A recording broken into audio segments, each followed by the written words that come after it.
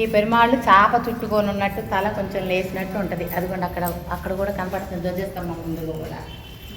నాకంటే చెప్పినట్టు విన్న స్వామి అని అంటే తిరుమల ఆల్వాన్ ఉంటారు. ఆయన దగ్గర ఒక శిష్యుడు ఉంటాడు, కలికన్నని.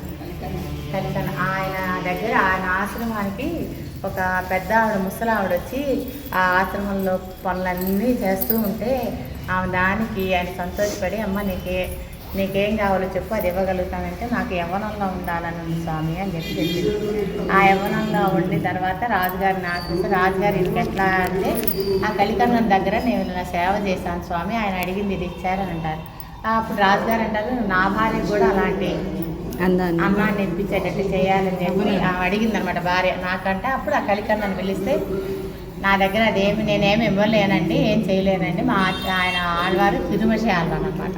వారి కృప వల్ల ఈమెకి ఇట్లా వచ్చిందండి, మేము ఇలా రాదండి అని ఆయన అన్నారంట. అయితే నువ్వు మా రాజ్యంలో ఉండటానికి వీల్లేదు అని అన్నారట. వీల్లేదంటే ఈ పెరుమాళ్ళు అక్కడ ఆయన సొన్నాది సేద పెరుమాళ్ళు అలా ఉంటారన్నమాట.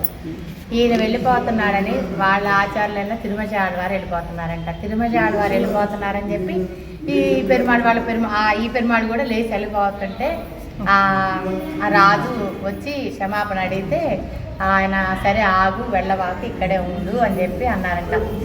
ఆ సొన్నాద ఆయన చెప్పినట్టు ఈయన విన్నాడు కాబట్టి సొన్నాద సెయ్ద పెరుమాళ్ అని పేరు. వేదోక్తకార సన్నిధి. మనకి ఆ రాజహంస గారు ఏం చెప్పారు? రాజహంస గారు ద్వైమంత్రం ప్రతీక. 3 మంత్రాలు అయిపోయి. నేను మొదటి మంత్రం ఏమేమి చెప్పారు రాజహంస గారు? తిరుమంత్రం దేనికి? ఏ సన్నిధి? ఆలోచించకండి, చెప్పండి. ఉలగనంద పెరుమాళ్ సన్నిధి చెప్పేసి. రెండవది ద్వైమంత్రం. ద్వైమంత్రం దేనికి? తర్వాత ఇది మన రాజహంస గారు వారు ఒక పురాణంలో కంచిదేదో పురాణంలో ఉంటే దానికి ఇది ప్రతీక అని చెప్పి చెప్పారట. ఇప్పుడు మనం 3 మంత్రాలు సేవించుకున్నాం. మనం కంచి